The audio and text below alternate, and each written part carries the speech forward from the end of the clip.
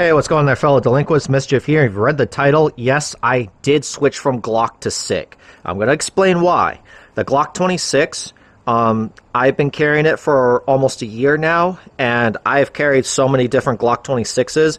However, it is a little bulky, and now that I have a job where I have to conceal carry every single day for my work, I needed something a little bit thinner, something that would not be as uncomfortable to carry all day. I mean, the Glock 26 does carry well. You get a good setup and everything.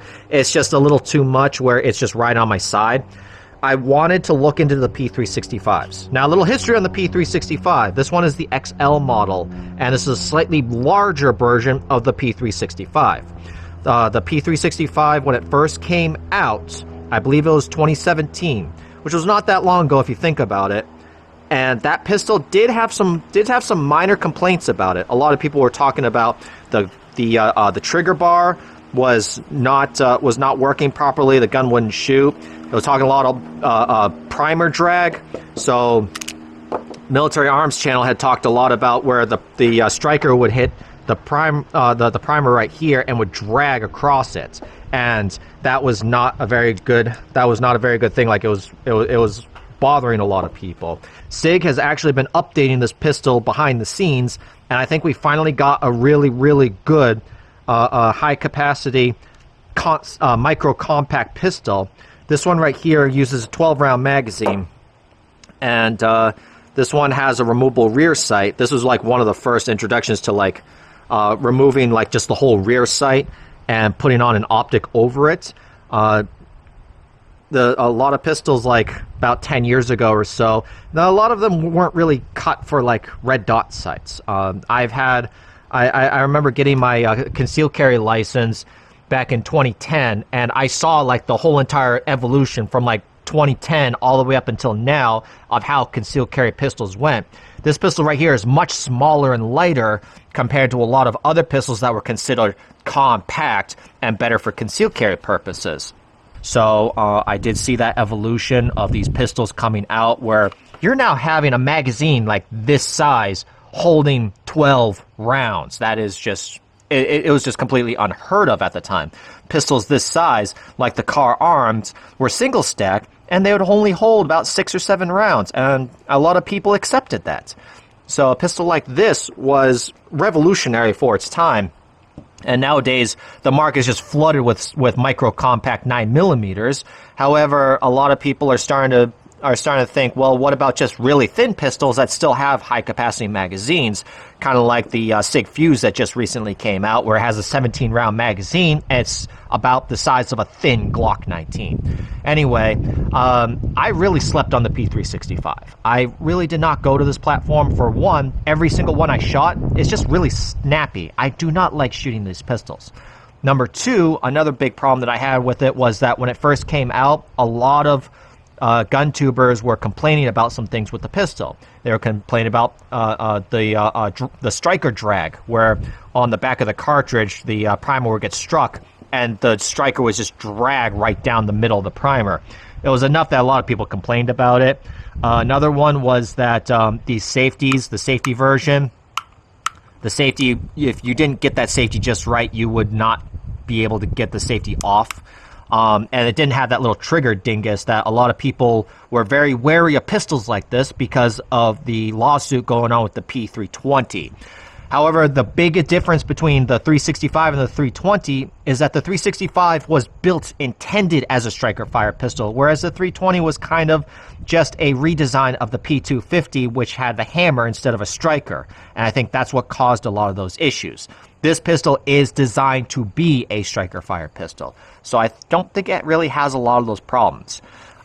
This is a P365 XL. This is a little bit of an older model, so that it does have the longer slide and barrel. It does have the flat face trigger and the slightly longer grip module. And this one has a removable rear sight. And so anyway, this one right here has a lot of potential. If you don't like the safety, you can actually just remove the safety. But this one right here, I see this as a pistol with a lot of potential because of the fire control unit. If you have a problem with the frame for any reason, you want a different one, or if you damage this one, then you can replace it. Same thing with the slide barrel, like everything around the chassis, you can replace all that stuff. Anyway, let's go ahead and give this pistol it's a fair shake of accuracy. We got a paper at about 10 yards, and we're going to go ahead and shoot a group. I'm going to shoot one in that top left-hand corner. So let's go ahead, 10 shots.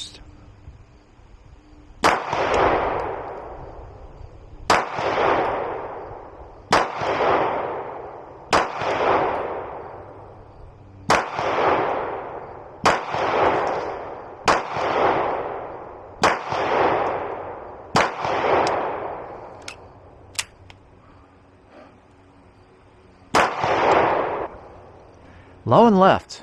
This is weird though. I think I'm just looking at the sights a little funny because I don't think I think I had my front sight favored a little bit to the left. I don't think that was my trigger press because it's way too consistent.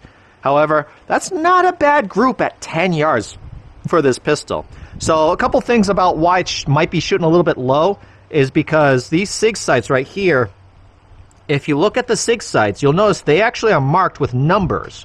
So we got a number 8 rear sight and a number 6 front sight.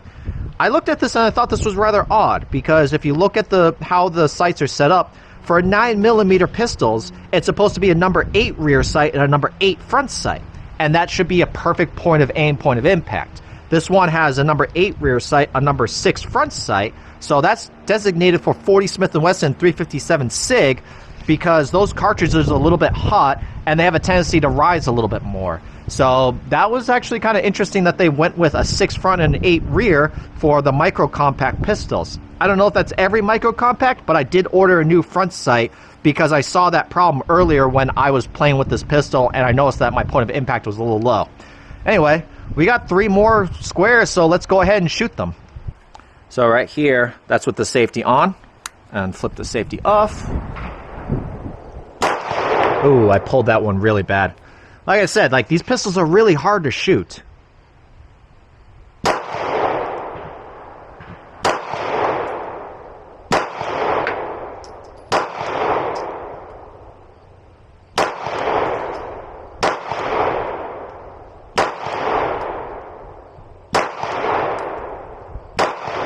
Sun's coming out, so now I can actually see my front sight a little bit better. Alright. So, yeah. Group is consistent. I did pull one really low and left, and that was definitely me. A couple of those shots, we see some vertical up and down stringing, and that's probably because of the fact that I know to kind of hold higher above my target. And so, yeah, I think that's kind of what happened. I was just compensating for the drop. Alright. Now let's take a look at how I run this thing as a concealed carry pistol. Alright, so running this pistol as a concealed carry pistol, I like the safety for administrative stuff if you have it. If you don't, you have to be extra careful with this trigger because even if you press on it from the side, you can still accidentally fire the gun. So just a couple things to keep in mind. With Glocks, it does have that little trigger dingus. So that means that if you press it, if something catches it on the side or something without pressing specifically in the center of the trigger, then it probably will bind up and will not fire. So let's go ahead and load it. So we load it. One in the chamber, put the safety on, put it in the holster. Once the pistol's in the holster, turn the safety off, and then I carry it like this. So let's go ahead and do that. I'm going to do appendix carry just because I usually 3 o'clock carry, but I'm just going to appendix carry for right now. Alright, so we got the safety on, in the holster, safety off. Okie doke, so now we got our timer. And we're at 5 yards from the target, and I'm just going to put them into that big white circle right there. It's about the size of a down 0 for IDPA. And let's see.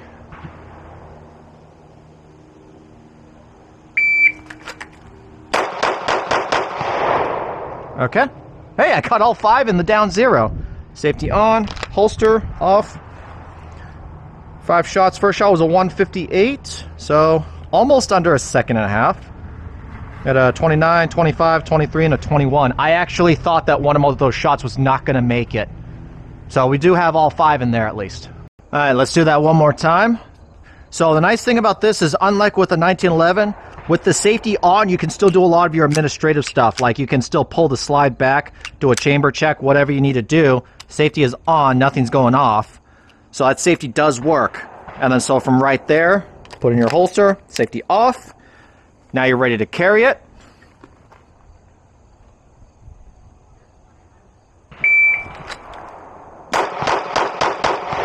Okay, looks like we got all 10 in there. That was a little slow. First shot was a 170. I had to take that little bit extra time because I need to get my sights. I don't have a lot of experience with this pistol, but I mean 34, 29, 25, and a 23. I'm not really happy with that 34, but at the same time, this is not designed to be like a competition pistol, and I am getting my accuracy. I am getting all my shots in there. Let's take a look. We got 1, 2, 3, 4, 5, 6, 7, 8, 9, 10. Got all 10 in there. Okay. So we are shooting fast, reasonably fast. We're getting all of our shots on target within our scoring range. And so anyway, I'm happy with that. As far as this carrying this pistol, I'm far happier carrying this pistol than the Glock 26.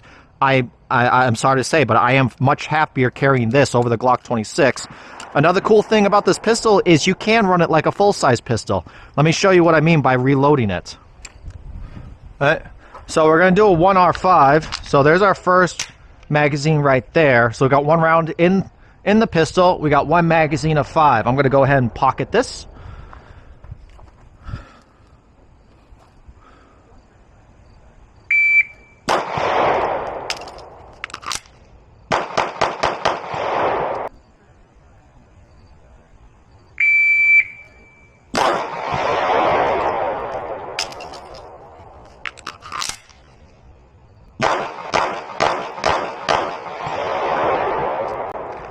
Alright, so that's what I mean. With this pistol right here, I can reload it exceptionally fast, even with the slide, even with the slide stop right here, using it as a slide release. This pistol shoots and it reloads very fast if you're set up to do that. So I'm very happy with this pistol doing that. And we got all of our shots. Nah, we didn't get all. Oh, no, we did. We did. We're all in.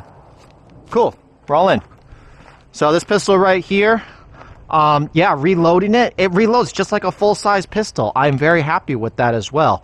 So I'm probably might consider bringing this over and running it through some practical shooting practices, and just to see how it does compared to full-size guns.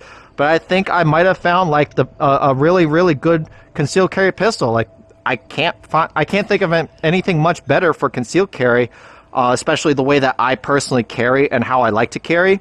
And as far as like if you're very, very safety conscious, with this pistol right here, you got that safety on, put it in the holster, turn the safety off, run it like that. That way you know your trigger is completely covered, and you know nothing's going to hit that trigger. Like if your shirt gets hung up, your shirt can get hung up on that trigger right there. I mean, who knows what's going to happen. You got to make sure that everything's all nice and open so that you don't hook anything on that trigger. But even then, if you're really, really nervous about holstering a pistol that doesn't have any external safeties, I think this is perfect for you to get started, so that you can go ahead, holster the pistol, take the safety off, you're all set, trigger guard's nice and secure, nothing's touching it. With the P320, I kind of think of the same way as like run the safety inside the holster, but the P320, I think the safety on that pistol is a lot better than this safety right here. I wish I could take the P320 safety and like put it on here, the geometry, but I can kind of understand why they went with this style, just because of the fact that it is a lot more low profile and much more closer to the body, because this is designed to be a concealed carry gun. It's not designed to be a combat gun. I did order some new parts, and once I get those in, I'm going to go ahead and show off a little bit of the potential of the P365. But anyway, that's basically all I got for you, so make sure you stay out of trouble. If you can't stay out of trouble, you didn't learn from me. Meow.